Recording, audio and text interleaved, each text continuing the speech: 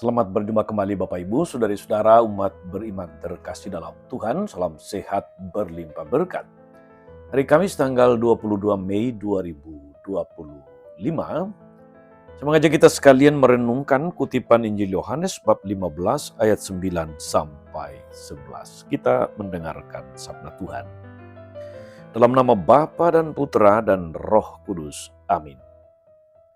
Dalam amanat perpisahannya, Yesus berkata kepada murid-muridnya, "Seperti Bapa telah mengasihi aku, demikianlah juga aku telah mengasihi kamu. Tinggallah di dalam kasihku itu. Jikalau kamu menuruti perintahku, kamu akan tinggal dalam kasihku, seperti aku menuruti perintah Bapakku dan tinggal dalam kasihnya.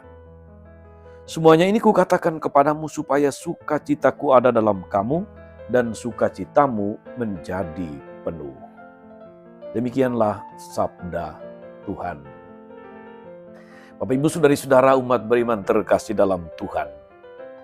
Yesus menyebut murid-muridnya sebagai orang-orang terkasih.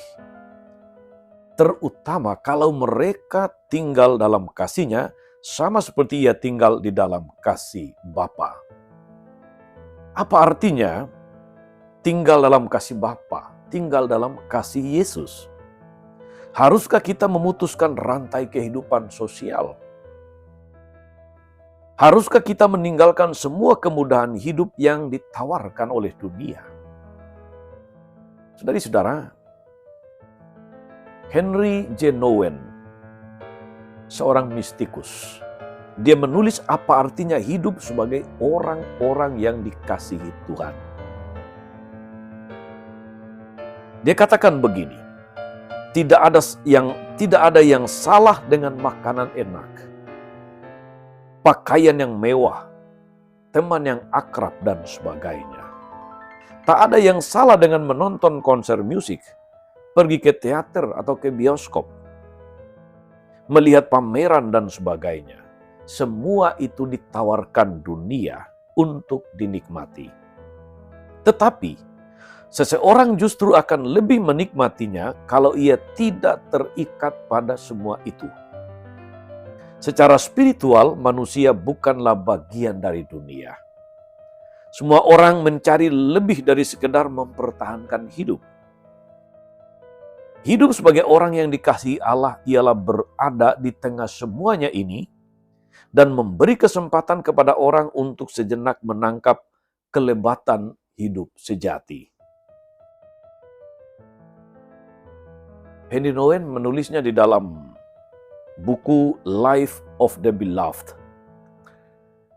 Apakah hidup sejati itu, saudari-saudara? Hidup sejati adalah hidup di dalam limpahan kasih Tuhan. Kita ingat ayat terakhir tadi dalam Injil, "Semuanya ini kukatakan kepadamu supaya sukacitaku ada dalam kamu dan sukacitamu menjadi penuh." Saudari-saudara, ketika Yesus menyatakan bahwa para murid harus hidup di dalam kasih, sesungguhnya Ia mengalirkan daya yang kuat untuk menjalani hidup di dalam dunia tanpa harus terikat dan menjadi hamba dunia. "Jikalau kamu menuruti perintahku, kamu akan tinggal dalam kasihku," kata Yesus. Perintah Yesus adalah teladan hidupnya sendiri, yakni menuruti perintah Bapa.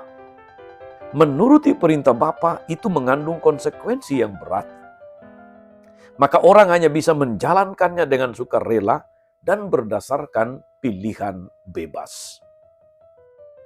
Pilihan bebas dan sukarela itu didasarkan pada kasih kepada Bapa. Maka kasih ini memiliki dua dimensi. Kasih sebagai dasar untuk menuruti perintah Bapa, dan kasih lahir sebagai rahmat karena telah menuruti perintah Bapa. Saudari-saudara umat beriman terkasih dalam Tuhan, menuruti perintah Bapa dalam dunia masa kini berarti menghayati hidup sebagai pengikut Kristus, menjadi pewarta bagi sesama manusia. Atau meminjam bahasa Nouwen tadi, kita hidup sebagai orang kecintaan Tuhan sehingga memberi kesempatan kepada orang lain untuk melihat hakikat sejati hidup sebagai manusia. Saudara-saudara, umat beriman terkasih, pola hidup kita harus bisa memberi kesaksian bahwa hidup sebagai orang yang dikasihi Bapa itu membahagiakan, penuh sukacita. Bahwa menjalankan tugas pewartaan itu menyempurnakan hakikat kita sebagai manusia. Menjalankan kewajiban iman bukanlah beban, melainkan sumber sukacita. Dapatkah kita melakukannya, saudara-saudara? Tentu saja dapat. Kalau kita mendasarkannya pada iman tanpa syarat dan penyerahan diri sepenuhnya pada kehendak Tuhan. Saudara-saudari, kalau kita sungguh-sungguh mencintai Kristus dan tidak mau menggantikannya dengan apapun yang ditawarkan dunia, walaupun itu sangat menarik dan membawa kenikmatan, cintailah Kristus dan rasakan sendiri betapa Ia mencintai kita, mencintai dirimu, mencintai diri kita semua. Dari saudara, marilah kita hidup sebagai orang-orang yang terkasih, orang-orang yang dikasihi Tuhan. Tuhan Yesus memberkati. Amin. Tuhan Yesus Kristus, kami bersyukur karena Engkau mengasihi kami dan kami boleh tinggal dalam kasih-Mu, sehingga penuhlah sukacita kami. Kuatkan kami agar di tengah arus dunia dengan beribu macam tawaran, kami tetap berusaha untuk menjadi manusia yang lepas bebas, mencintai-Mu tanpa syarat, dan dengan demikian kami boleh menikmati kepenuhan sukacita itu. Terpujilah nama-Mu Tuhan sepanjang segala masa. Amin. Saudara-saudara sekalian, berkat Allah turun atas saudara-saudara. Atas mereka yang kita doakan atau kita janjikan doa, mereka yang sakit dan menderita.